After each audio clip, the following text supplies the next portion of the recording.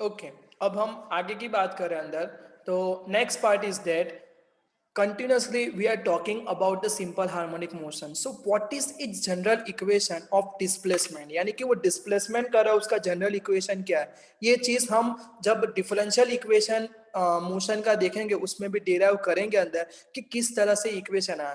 पर अभी हम खाली डायरेक्टली अज्यूम कर रहे हैं कि भाई ये डिस्प्लेसमेंट के लिए जनरल इक्वेशन है, जो सिंपल हार्मोनिक मोशन का इक्वेशन हम थोड़ी टाइम पहले डिस्कस कर रहे हैं। So what is they say that if we draw a graph of displacement of simple harmonic oscillator against the time, it appear as shown in the lower part of the figure 7.1 जो हमने oscillation वाली देखी, and such motion can be represented by the mathematically as a function of time as under।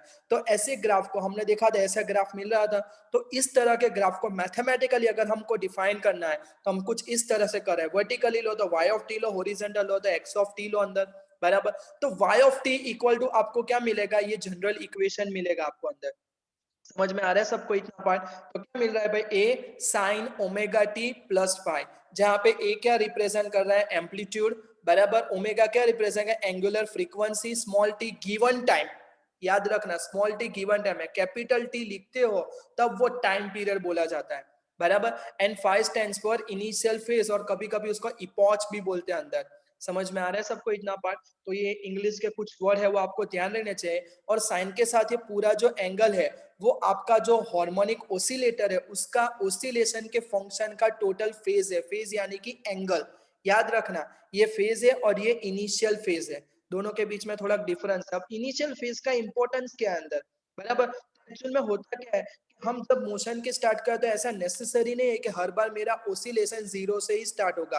कभी ऐसा होगा मैं 30 से जब स्टार्ट हो रहा है तब से ध्यान में लूं, तो वहां पे मैं इनिशियल फेज 30 डिग्री से स्टार्ट करूंगा अंदर। समझ में आ, ताकि हम अपनी जो सिस्टम है उसको अच्छे से डिफाइन करके उसको एक्सप्लेन कर सके अंदर। समझ में आ गया कि ना आ गया?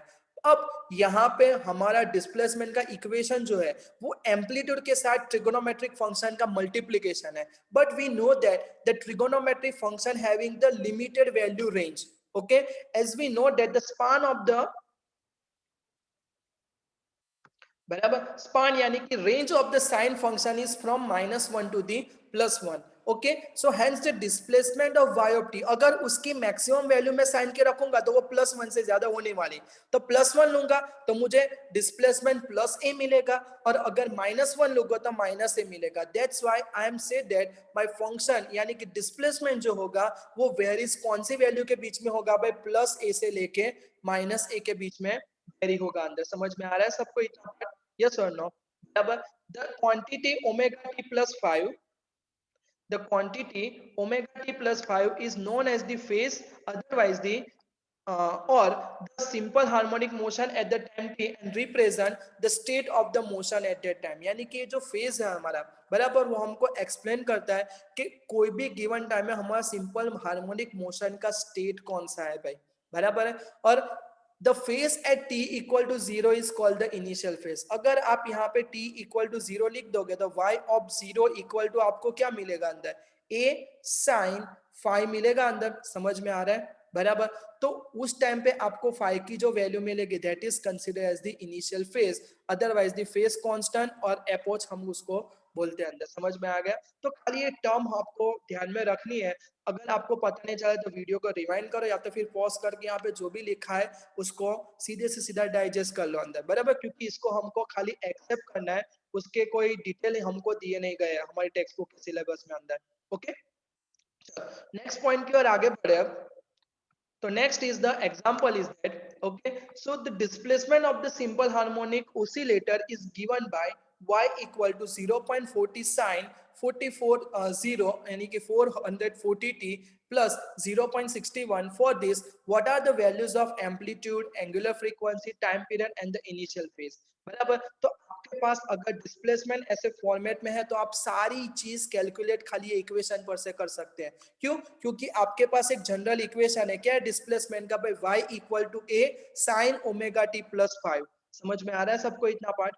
यस और नो, बराबर। तो अगर हम इससे कंपेयर करते हैं तो हमको एम्पलीट्यूड तो सीधा ही मिल जाएगा, साइन के साथ जो भी कांस्टेंट मल्टीप्लाई वो अपने आप में क्या होगा भाई, एम्पलीट्यूड। तो एम्पलीट्यूड हमको क्या मिला भाई 0.40, पर एम्पलीट्यूड है तो डिस्टेंस, इसके लिए हम लास्ट में यूनिट का लिखेंगे, मीटर लिखेंगे कि नहीं लिखेंगे अंदर, अब दूसरा हमको क्या बोला है, एंगुलर फ्रीक्वेंसी बोला है, तो एंगुलर फ्रीक्वेंसी का क्या होगा अंदर, बराबर। तो देखो साइन ओमेगा टी यानी कि स्मॉल टी के साथ जो भी मल्टीप्लाई में है उसको हम ओमेगा बोलेंगे। तो देखो यहाँ पे स्मॉल टी के साथ मल्टीप्लाई में कौन है भाई, 440 है, तो हमारा ओमेगा का इक्वेशन क्या है भाई, 440 आ गया कि ना आ गया अंदर, मिल गया हमको, एकदम इजी है, बराबर। अब हमको क्या फाइंड करना है, टाइम पीरियड फाइंड करना है।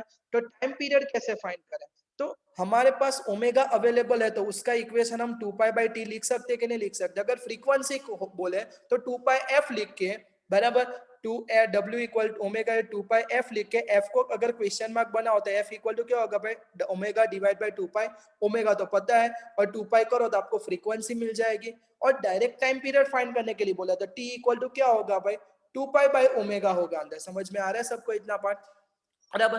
तो 2 पाई बाई ओमेगा करोगे तो आपको टाइम का पीरियड मिल जाएगा। या तो फिर आपने फ्रीक्वेंसी ऑलरेडी फाइंड कर ली है तो उसका रेसिप्रोकल करोगे तो भी आपको वही टाइम पीरियड मिलेगा जो हमको मिलना चाहिए अंदर। समझ में आ रहा है कि नहीं आ रहा है अंदर।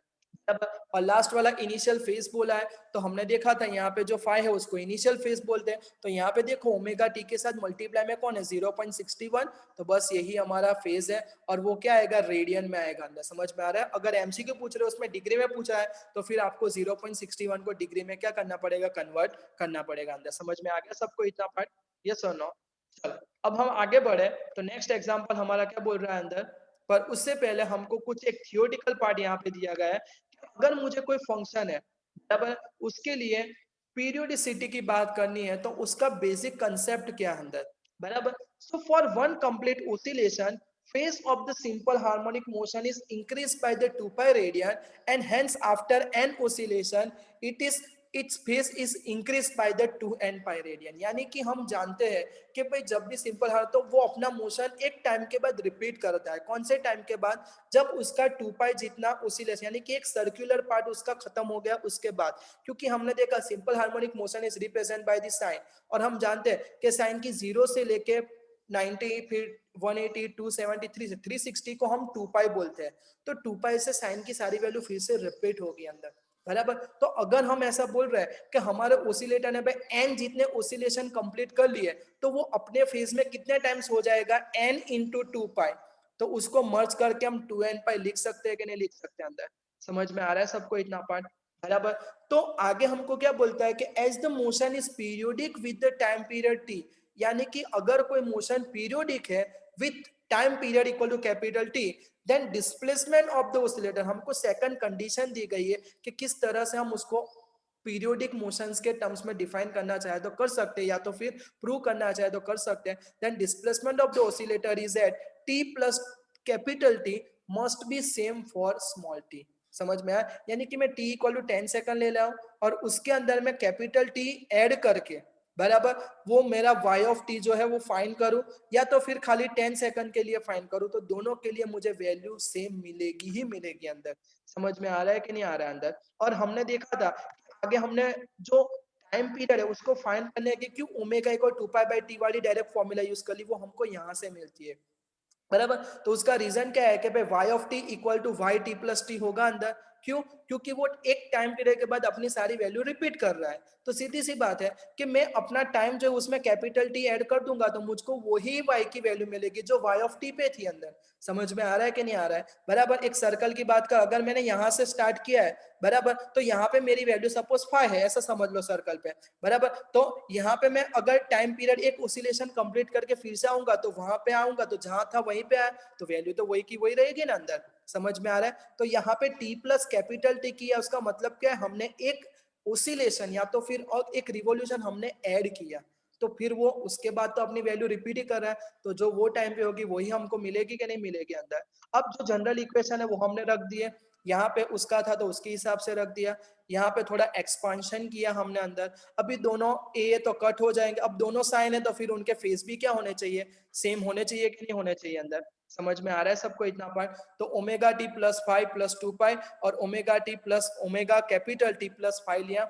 अब हम जानते हैं कि 2 पाई ऐड करे कि ना करे उससे कोई फर्क पड़ता नहीं अंदर। तो यहाँ पे हमको ये वाला रिलेशंस मिला अंदर। मेरी लैपटॉप की स्क्रीन थोड़ी खराब हो गई, टच स्क्रीन, इसके लिए थोड़ी डिजाइन आपको दिख रही है अंदर, बराबर। तो यहाँ से देखो फाइव फाइव कट हो गया, ओमेगा टी कट हो गया, तो फिर 2 पाई इक्वल टू आपको क्या मिला भाई, ओमेगा टी मिला।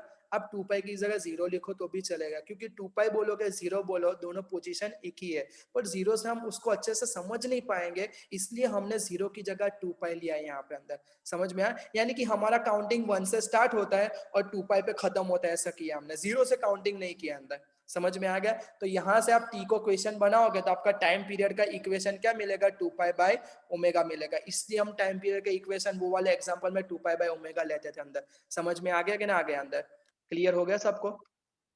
चलो, तो आगे की स्लाइड की ओर आगे बढ़े अंदर, तो क्या बोल रही है नेक्स्ट स्लाइड हमको अंदर, obtain the instantaneous velocity of the particle executing the simple harmonic motion. बराबर। तो हमको यहाँ पे क्या करना है, इंस्टेंटेनियस वेलोसिटी जो है पार्टिकल का, उसका इक्वेशन डिराइव करना है अंदर। बराबर। तो कैसे करेंगे, instantaneous velocity of the simple harmonic particle, बराबर, simple harmonic motion particle is the rate of change of the displacement for the time interval. बराबर। तो जो वेलोसिटी की डेफिनेशन है वही है, the rate of change of displacement, यानी कि टाइम के साथ डिस्प्लेसमेंट कितना चेंज हो रहा है, that we are consider as the instantaneous velocity. Okay.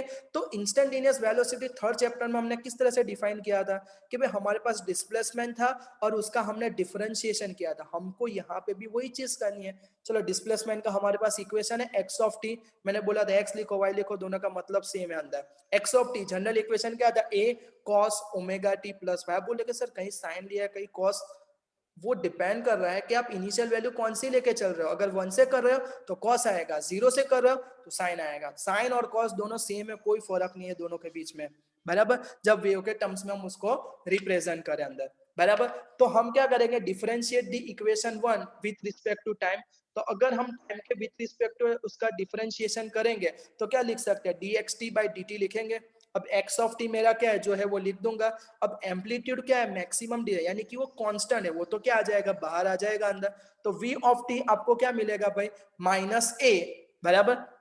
अब ये माइनस कहां से आया, आप कॉस का डिफरेंशिएशन करोगे तो आपको क्या मिलेगा, minus sine omega t plus five मिलेगा। याद करो मैंने क्लास में हर बार बोला था कि जब भी आप डिफरेंशिएशन करो तो पहले पावर का होता है, फिर फंक्शन का होता है और फिर उसके सब फंक्शन का होता है। तो साइन का डिफरेंशिएशन माइनस कॉस है इसलिए माइनस साइन आई। ए तो डिफरेंशिएशन के बाहर था वो तो लिख ही दिया अंदर। फिर कॉस ओमेगा टी की जगह क्या लिखा भाई, यहाँ पे sine omega t plus five लिखा अंदर। समझ में आ रहा है सबको इतना पार्ट। अब ये ओमेगा कहाँ से आया, बराबर। तो देखो कॉस का डिफरेंशिएशन होगा, उसका सब फंक्शन देखो छोटा नहीं है बड़ा है। बराबर। तो उसका टाइम के विथ रिस्पेक्ट टू डिफरेंशिएशन लिखो ओमेगा टी प्लस फाइव। बराबर। तो या इसका ओमेगा टी का क्या होगा, खाली ओमेगा होगा, क्योंकि ओमेगा कांस्टेंट है तो टी का डिफरेंशिएशन 1 होता है और 5 कांस्टेंट है तो उसका क्या होगा 0। तो ओमेगा प्लस 0 क्या आएगा, ओमेगा। तो इसलिए यहाँ पे ओमेगा भी मल्टीप्लाई किया अंदर। समझ में आया कि नहीं आया अंदर, बराबर है।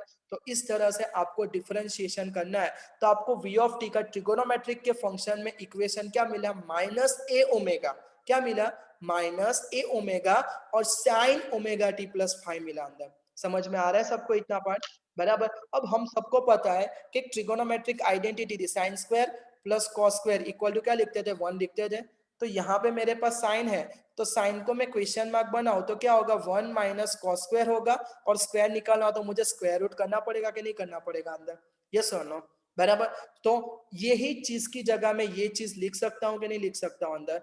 But sine omega t plus five, बराबर, साइन ओमेगा क्या होगा, 1 minus cos square omega t plus five होगा अंदर, यस और नो, बराबर है। अब यहाँ पे v ऑफ टी का जो इक्वेशन है उसमें माइनस ए ओमेगा तो ऐसे के ऐसे ही रहेंगे। समझ में आ रहा है। पर यहाँ पे मेरा जो इक्वेशन है साइन ओमेगा टी वाला, उसकी जगह पे मैं ये वाला लिख सकता हूँ कि नहीं लिख सकता हूँ। पर हम जानते हैं स्क्वायर रूट जब लेते हैं तो प्लस और माइनस दोनों वैल्यू, इसलिए यहाँ पे प्लस और माइनस साइन इन दोनों यहाँ पे की अंदर, बराबर है। तो इतना आपको कंप्लीट हो गया होगा। तो फिर 1 माइनस कॉस स्क्वायर की अगर बात फोकस करें तो हमने ऑलरेडी क्या किया था भाई, बराबर, कि जो cos ओमेगा टी और इंटू ए है उसको तो हमने एक्स ऑफ टी बोला ही था पहले, बराबर।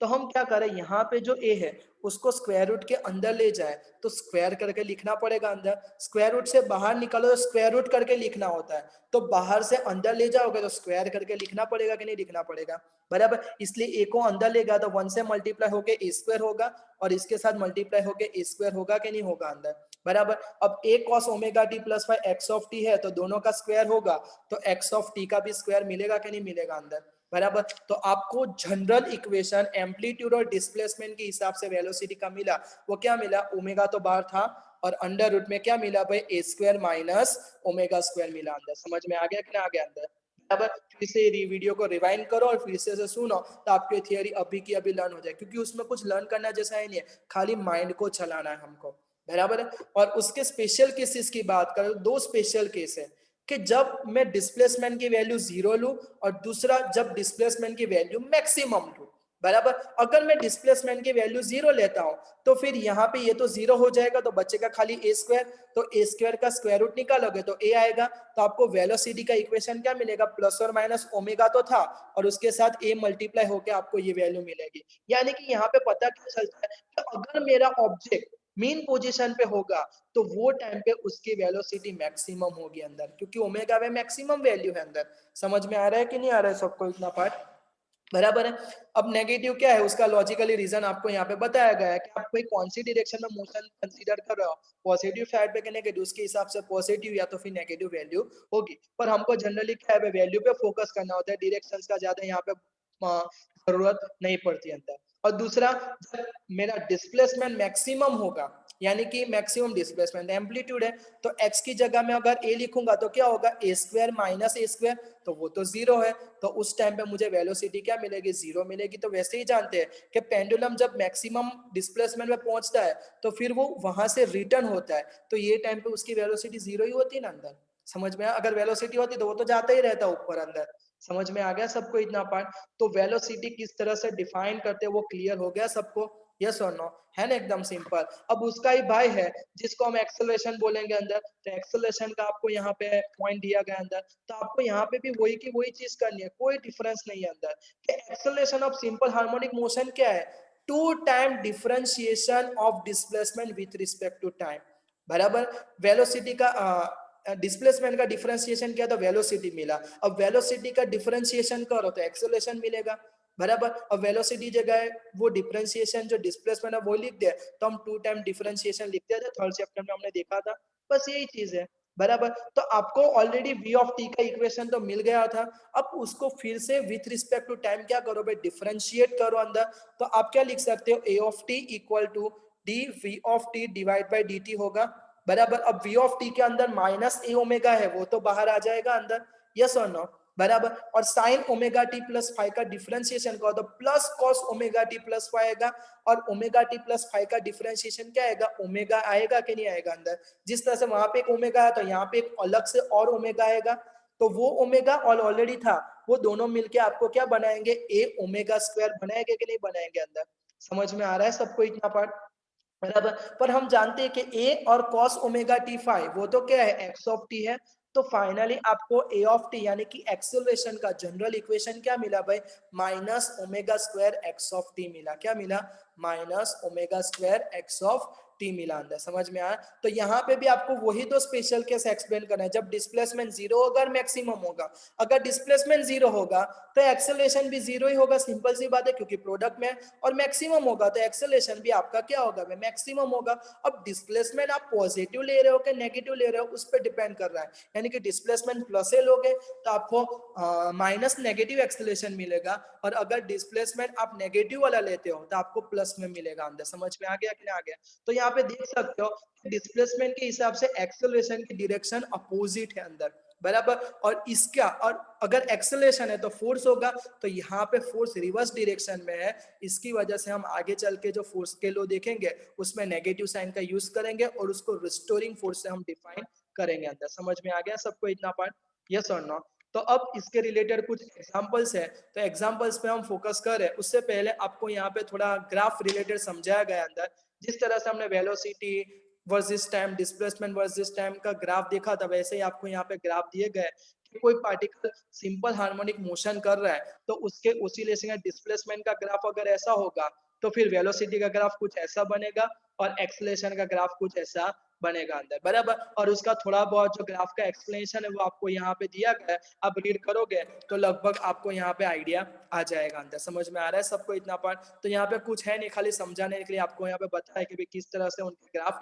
बनेंगे अंदर, बराबर। तो हम इसको अच्छे से यहाँ पे एक टेबल से समझने का ट्राई करेंगे अंदर, बराबर। तब देखो वही के वही हमने वेव्स लिए पर थोड़ा रोटेट करके मैंने यहाँ पे बताया है अंदर, बराबर। तब देखोगे यहाँ पे कि टाइम पीरियड और सॉरी फंक्शन की बात करो, डिस्प्लेसमेंट, वेलोसिटी और एक्सेलरेशन, और मैंने पूरी इवेंट को यहाँ पे 4 पार्ट में डिवाइड कर, 0 टाइम, 1/4 टाइम, फिर हाफ टाइम, 3/4 टाइम और फिर फुल टाइम, बराबर। तो देखो जब 0 था तो मेरा डिस्प्लेसमेंट वाला कहाँ पे, देखो प्लस ए पे है कि नहीं 0 पे, बराबर। तो प्लस ए लिखा। फिर मैंने जब T4 टाइम लिया तो डिस्प्लेसमेंट देखो 0 हो गया, यस और नो, बराबर। फिर 2/2 T/2 टाइम पे क्या हुआ भाई, माइनस ए हुआ, देख सकते हो आप। फिर से 0 प्लस है तो जो वैल्यू है वो मैंने लिख दी। फिर दूसरे ग्राफ के हिसाब से लिखा, तीसरे ग्राफ से देखा, बराबर। तो आपको यहाँ पे ग्राफिकली जो वैल्यू मिल रही है, अगर यही वैल्यू को आप वो इक्वेशन जो था v ऑफ टी का, बराबर, उसमें भी आप यही x ऑफ टी की वैल्यू रखोगे तो आपको यही इक्वेशन मिलेगा अंदर। हमने देखा था कि वेलोसिटी की मैक्सिमम वैल्यू ओमेगा है या तो फिर माइनस ओमेगा मिलती थी, वही मिल रही है अंदर, ये सुनो, बराबर। तो याद रखना कि डिस्प्लेसमेंट जब 0 होता है तब वेलोसिटी मैक्सिमम होती है, और जब वेलोसिटी 0 होती है तब डिस्प्लेसमेंट मैक्सिमम होता है। और एक्सेलरेशन का उल्टा है, बराबर। अगर डिस्प्लेसमेंट पॉजिटिव मैक्सिमम है तो एक्सेलरेशन नेगेटिव में मैक्सिमम मिलेगा, समझ में आ रहा है। और डिस्प्लेसमेंट नेगेटिव में मैक्सिमम है तब आपको एक्सेलरेशन पॉजिटिव में मिलेगा ज्यादा अंदर, समझ में आ गया अंदर।